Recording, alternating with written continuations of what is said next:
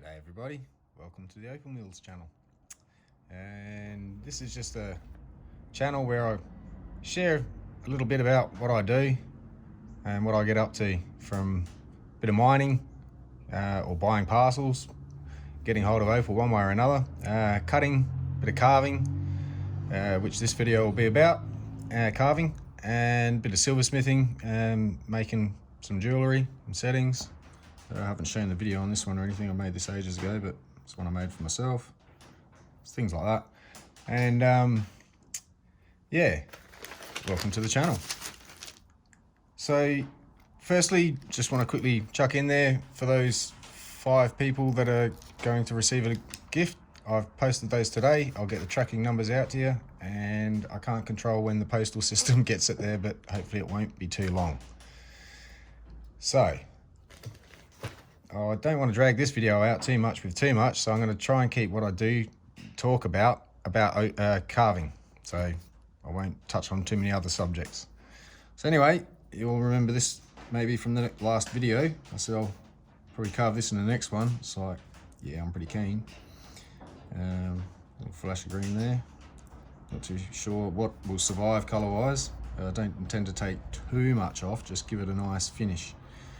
The main focus is going to be from there forward, all that coloured section basically, and roughly down to there, just to present that part and leave all the rest of it like it is. It's an awesome specimen. It's a little bit broken up in certain parts, so I'm going to have to be very careful. See if I can zoom in a little bit for you. A little bit further. About there. So it's got some nice clean patches in amongst it, past the dirt, as in no fractures, no cracks going in. It does have these lines striding across it, and if you follow them down, I'm not sure if they're just the cast marks, i.e. when this formed, something was there that this opal flowed around and that just goes in a little bit and disappears and turns solid again, or is that an actual fracture? So we yet to find that out. But I've come across it before where it doesn't go all the way in, it's just the superficial damage. But this bit here, you can see this line. So I know that that piece there may want to fall out if I touch it too much down around here. Depends how much the little blocks that hold it together interlock and keep it there. But it could fall apart, so I don't want to do that. And there's another one. Where are we? There's that one, and one through here, through the side. Straight around there, straight through that bit. So I'm glad it's over there, that bit, and that bit there, so I can sort of keep, if needed, most of the focus on this side of the stone, where it's pretty solid, from what I can tell with a light. It's not going to be carved into any actual specific thing. I'm not that kind of a carver that I've attempted to do birds or bears or wolves or something. Pictures, but it's just going to be aesthetically whatever the stone allows it to be, keeping it large and specimen. Yeah, so I'll get on with this and explain. So what I've got here, starting with the 70 grit, I'm going to be doing all this out of the Dremel. Starting with a 70 grit, that'll get into that quite quickly. If I start with something else, it'll either take longer, and that's where people get tempted to push harder. Don't push harder, go down a grit. And once I've got what I want, I'll start going through these grits from starting with 70. It'll go to the, oops, that one belongs up here. We'll go to the 150, 70, 150 to the 200. And 400, 600, and once I get to 600, I'm going to turn to this. If you remember, I've just grabbed a mandrel that had grit on it, a burr, and the burr wore right down, and so I've just grabbed the mandrel and got my very thin little blade, the jeweler's blade, little saw, and just cut straight down the center of it. Just straight down, and down far enough to split it. Like, you got a split mandrel, why waste the bit it's no use, and I don't have to buy one of these now. And then I just get my little square of paper. This is a 400 grit. I know it's going back down a grit, but once I've come off of a 600, even though it's fine, it's still a diamond grit fine. This sort of wears pretty quickly and sort of starts off really scratchy, but then, you know, it's still going to be 400 no matter what. But yeah, it just gives a better finish to start back at 400 from 600 for some reason. I can't explain it. Some of these things I can't explain the reasoning, but I go back to 400, then I'll go to 800, 1500, and once I get to 1500, again, this is just one of those little bits that's got a screw tip at the end. You usually screw your little felt tips on. So I've just put a dowel on and then put it in the Dremel, turn the Dremel on. As it span, I put it up against the sandpaper and made sure it's centrally to its little point, so that's nice and central. Do it while it's on there. So that's my little polish bit that I use with a bit of cerium oxide afterwards, and it does very good. So that's another little handmade thing. Well, repurposed, whatever you want to call it. So yeah, I did have this here just as a pointer, but I've already pointed to everything, I think. Just got to watch a little mark there. It looks like it goes in because of this line down here where the coloration is. But I think that's just, if you look at it, there's a face there. And so that's not actually, oops, can't get in focus. That's not actually a line through there, that's just an edge mark that makes it look like there's a, yeah, it looks like that bit's gonna fleck off because it's shallow, but it's not, it's just a reflection.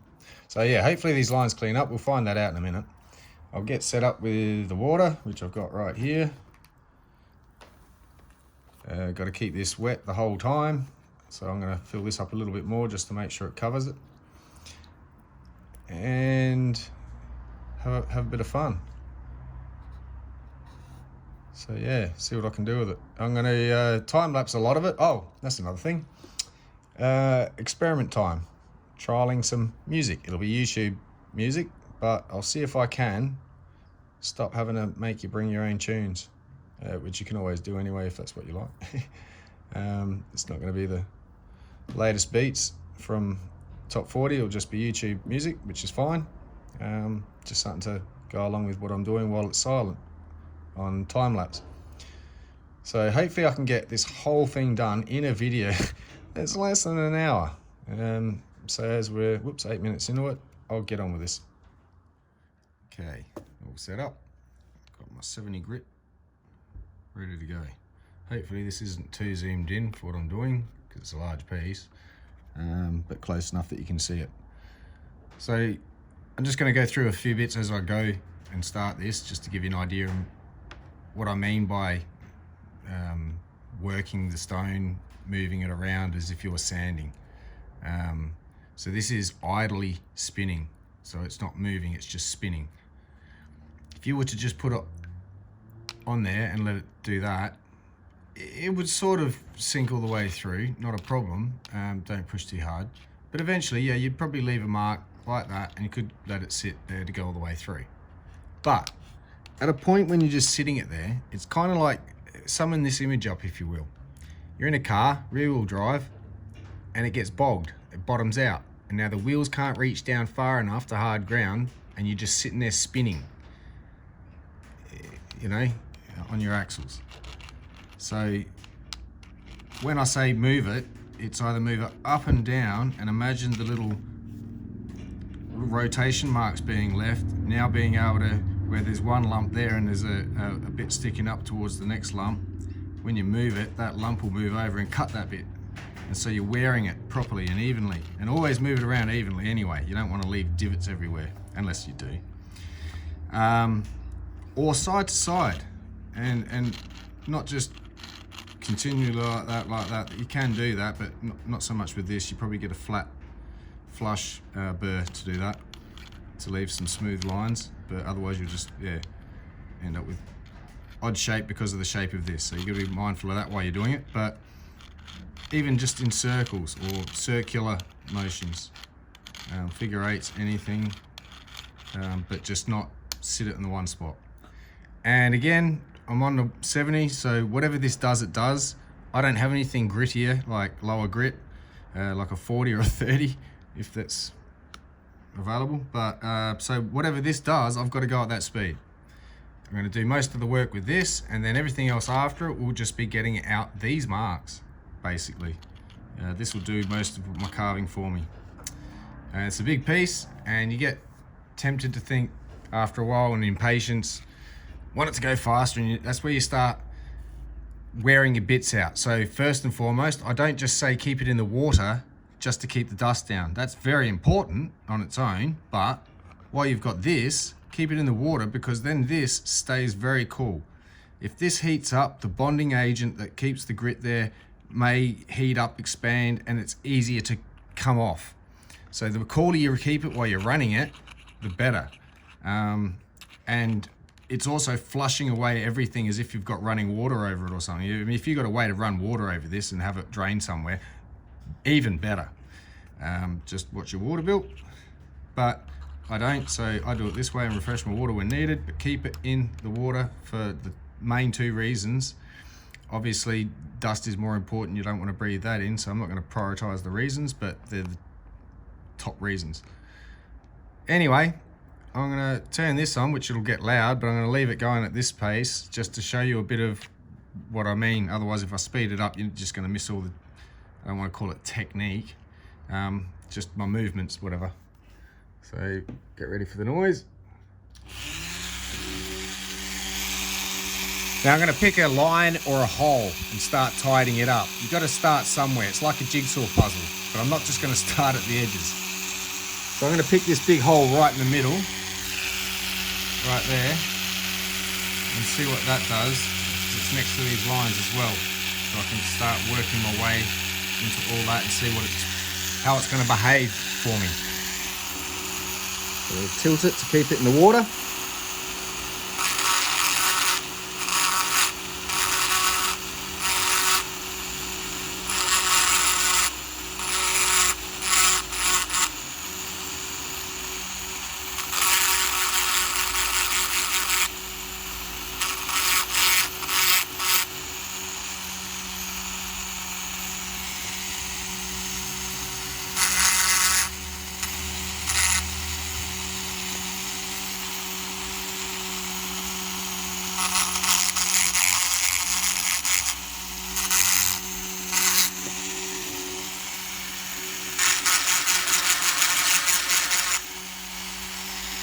So that hole's just going to continue down by the look of it for a fair way yet. So I'll just leave it there for now and start coming out into one of these lines and see if they follow down too, and how destructed the stone is, how broken up.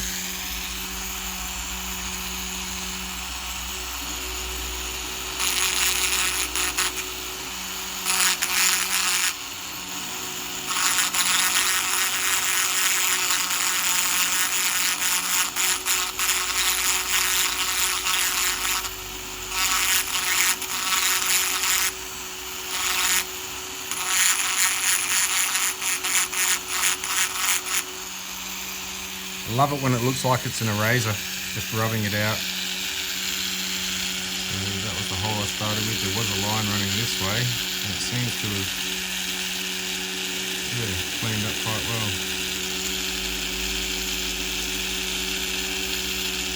Let's try this other one, runs down there.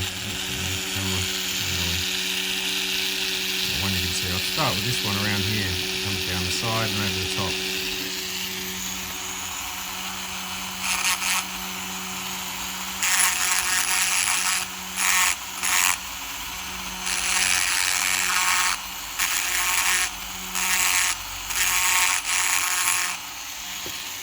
See, when I go over it, it goes down and clears up and the crack disappears, so it's just superficial.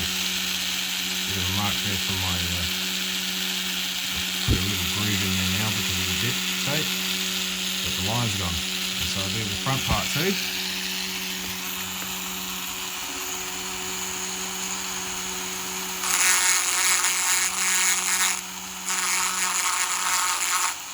And I am literally just lightly resting this, like you put it on your finger and you can feel your finger getting sort of tickled. It's that light.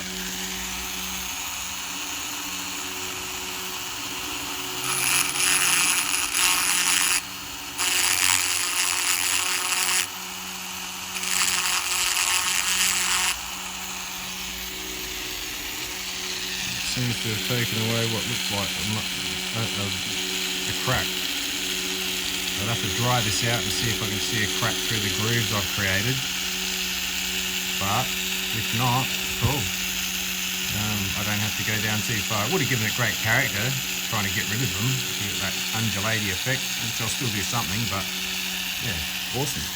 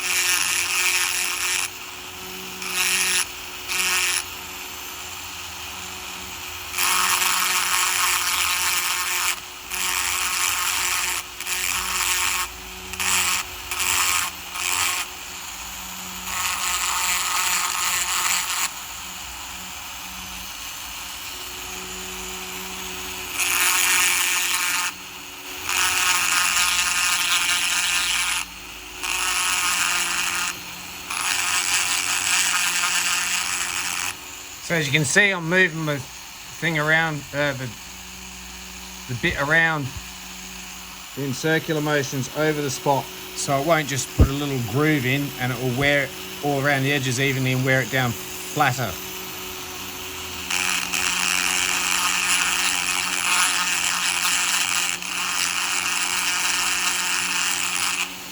Again, I'm only still lightly pressing.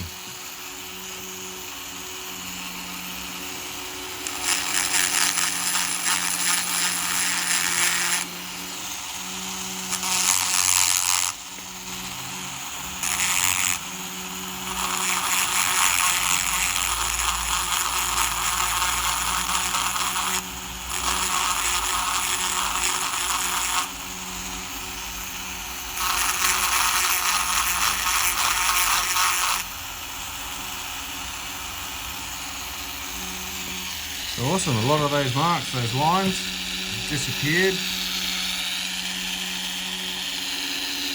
Excellent.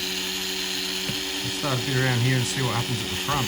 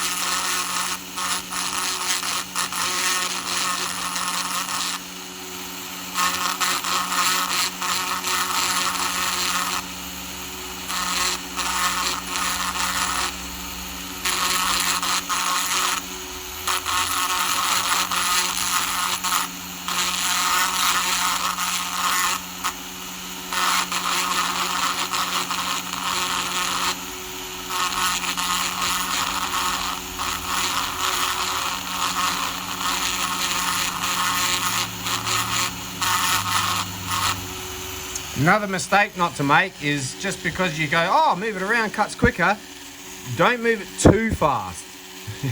That will also wreck it. You sort of just keep it moving.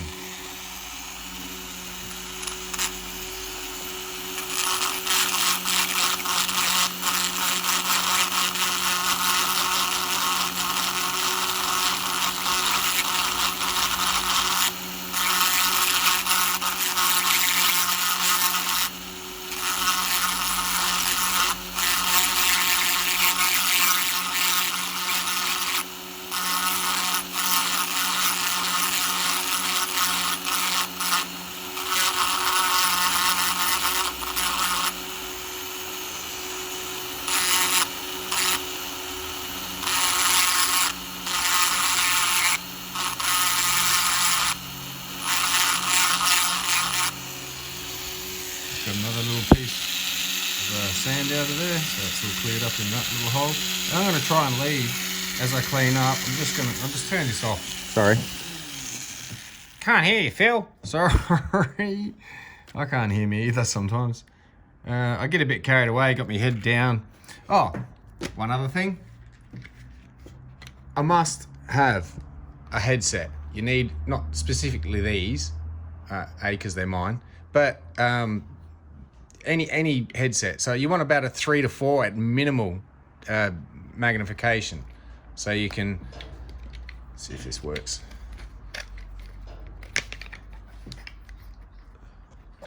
Where are we? It's mucking around here. Yeah, we're stuck for time. So you can go, oh yeah, I can see that in more detail than just that. Which it really does help than just using and straining my eyes and trying to chase reflections to see if there's a line I couldn't see from that angle. Ah, God, it's a bit awkward. So always, yeah, definitely a magnification.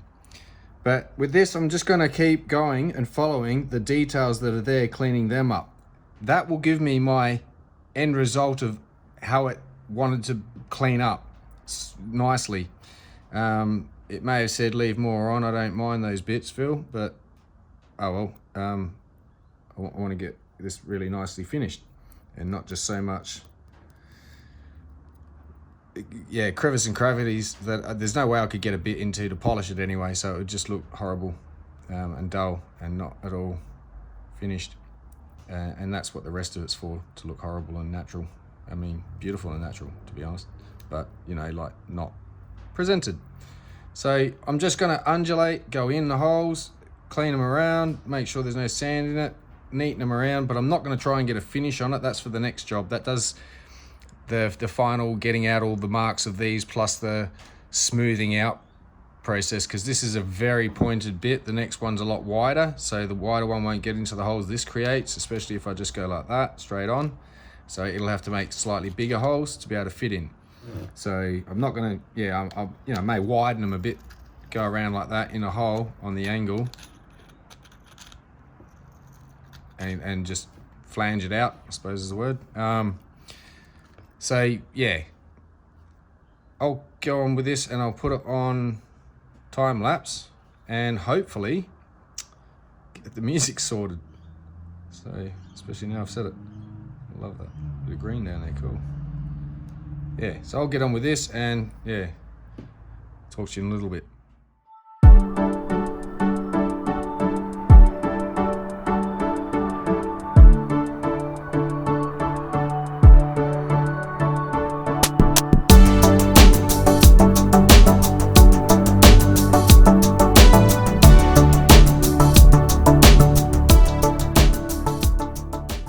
So there we go, starting to get all the little marks out.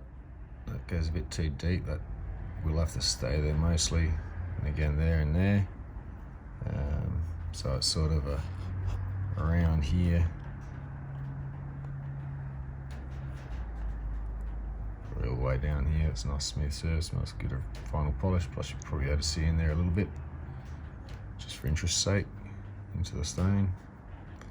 Definitely all this face here. Just thinking of the stones I could cut from this.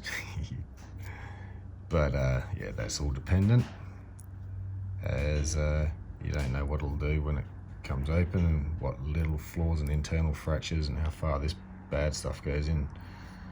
All these little cracks. So there's one I won't get out, and that runs through here. Where is it? It comes through there and into here. It doesn't keep going, but it's visible on certain angles. There's a crack there, which to me diminishes the aesthetics. But yeah, that's fine. I'll leave it like that. So yeah, I'll just keep going over this, give it some more character, and start slowly getting about making sure the next bit will fit into all these little holes, and then get on with the next bit and that's all starting on the way to the pre-polish then. It's not going to look much different than what it did, except for this section will just be a polished view. Once dried out, this will dry out again. There's nothing much I can do unless I set a resin around it or something. But I like it as is. So it'll just sit there as a paperweight on someone's desk maybe. Yeah, it's beautiful. So yeah, I'll keep going with this and come back again in a bit. Just thought I'd give you a view of it like that for now, so you can see sort of it's got lots of marks in it. They've all got to come out. And a couple of little bits haven't quite gotten far down into enough yet. So sometimes you have to dry the stone out to really get a look at the bits you're not seeing. 1, 2, 3, 4. Haven't quite got to the bottom of that little cavities yet. So I'll keep going and yeah, come back.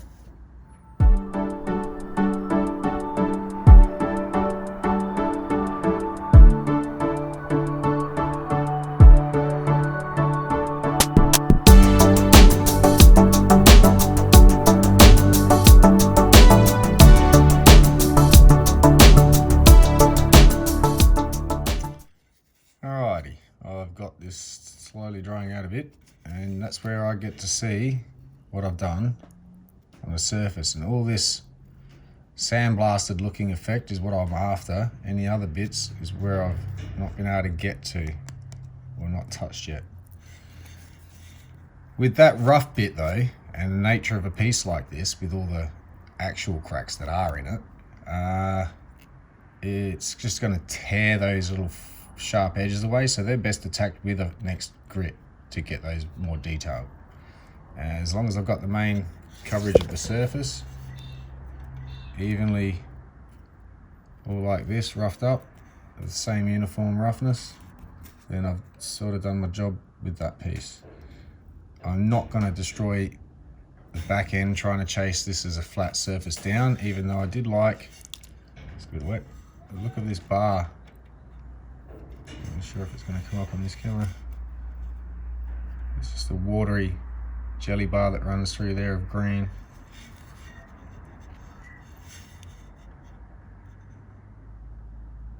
Can't get the show. Deceptive. Anyway, it is there. And on the right angle, I think once it's polished it'll show a lot better. That little part through there. So I just gave that a little bit as well up to there. I'm not really going to bother about the back here, just mainly all around here. To where it starts getting too rough, and then it's where you sort of peter out with the polish and let it blend from polished to rough again, natural. I've got most around here. As much of those as I can. That's sort of a crack. Just keeps breaking apart a bit, so I'm going to get it with the next one so it doesn't get torn open as hard by the rougher grit. And yeah, on with the next section. So yeah, I've swapped out the bit. I'm now on 150 grit. Just an update, so back to it.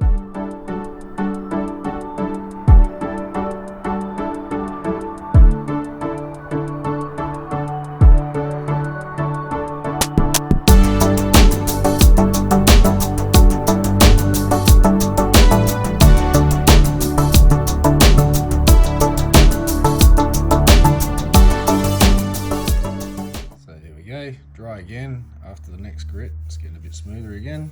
The sandblasted look sort of seems a bit more finer.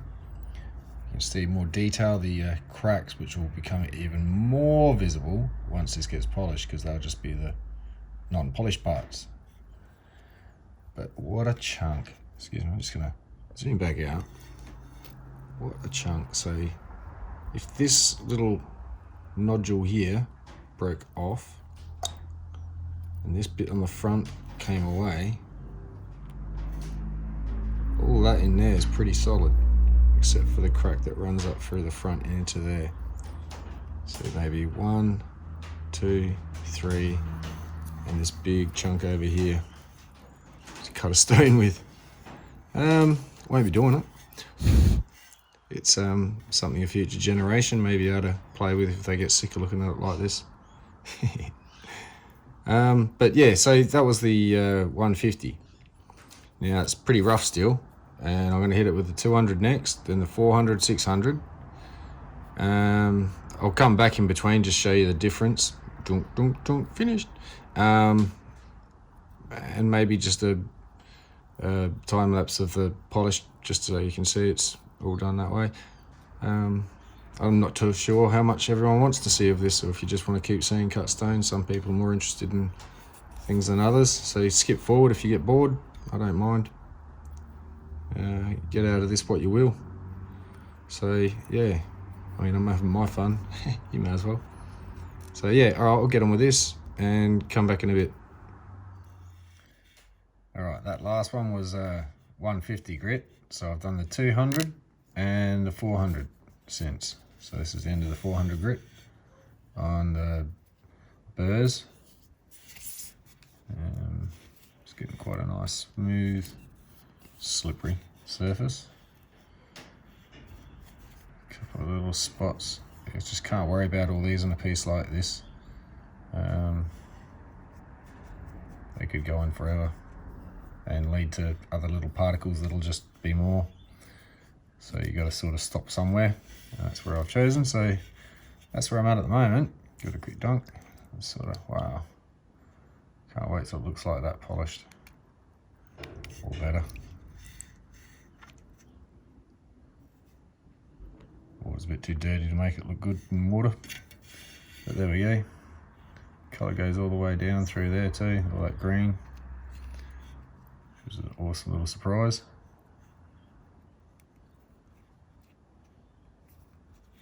So yeah, I'll get on with it, and 600's next. I'll come back after the 400 sandpaper. Okay, thought I'd quickly come back and try and show you the kind of a finish that this has on it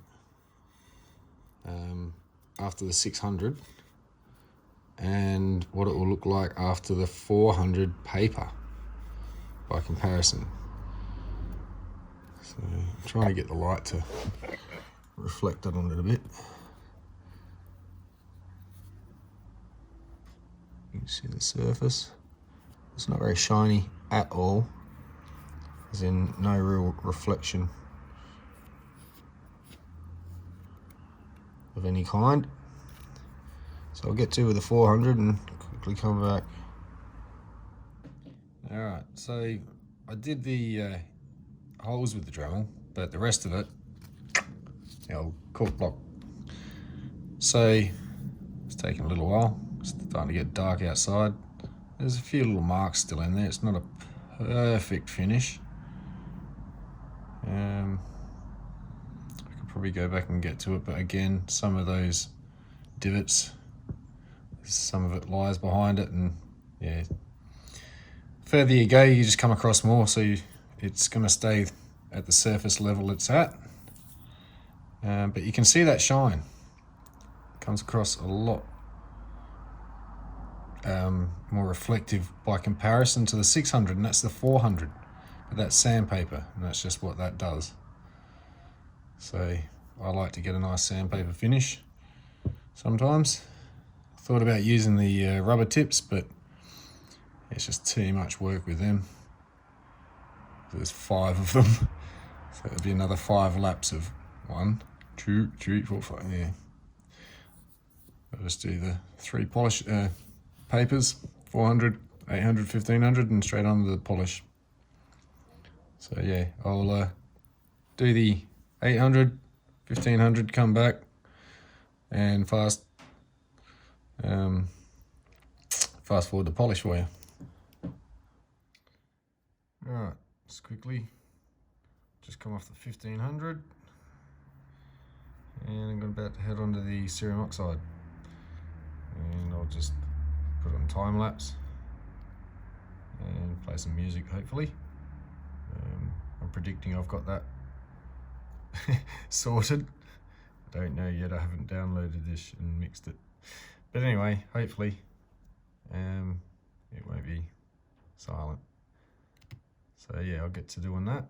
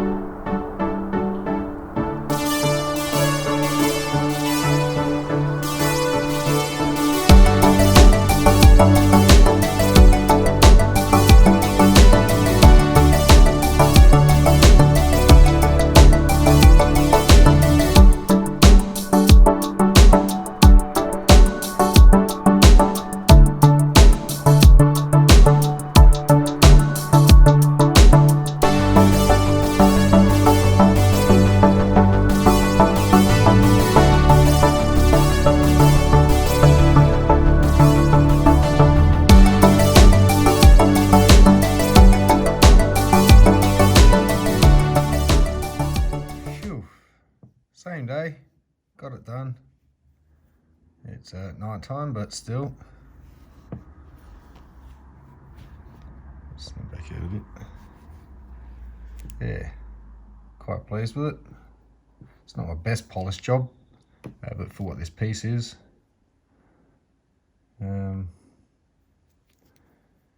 it's good enough. Still a few marks in there. This was a yeah, I probably should go back, especially on that face, and get them out, but they're in there for now. And this piece is just a future piece, I suppose, and decorative till then. So yeah, it's not as high as polish as I'd like to have had.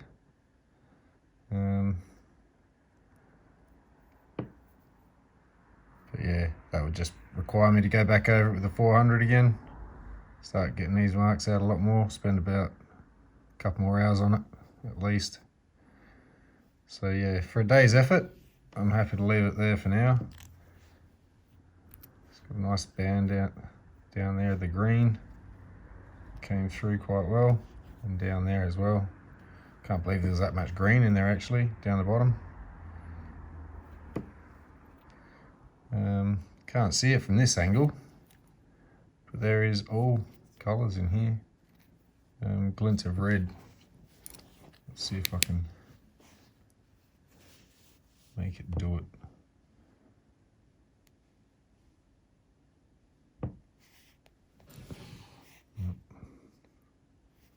Just when the light's in front of it, and it's not a red as in body tone colour either. It's an actual watery red.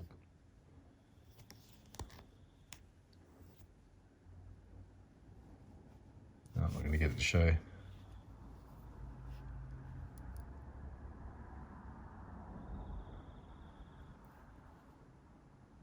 Yeah, it's one of those things, you handle it, you play with it, you get the play of colour, and unfortunately the light's right up by the camera and shining straight this way and then back at it, the camera. But if the light wasn't this side of the opal and it was this side facing and then bouncing up, it plays slightly different colours. Just the fun of opal. So anyway, I'm gonna leave that one there and try and edit this with some music for you guys. Fingers crossed. Hope it all went well. I'll go and do that now. But yeah, quite a nice piece. I'm quite happy with that. Yeah, I wouldn't even bother sticking that on the scales. It's got to be at least a couple hundred gram. carat grams. Yeah, it's got to be at least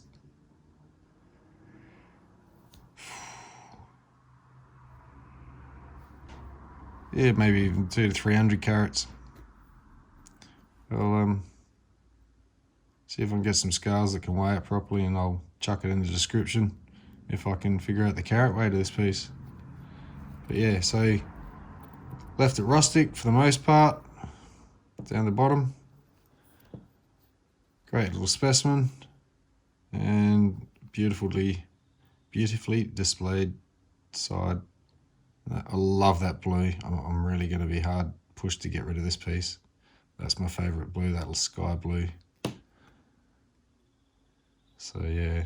And this is the front of Opal. So yeah, hope you enjoyed. Cheers.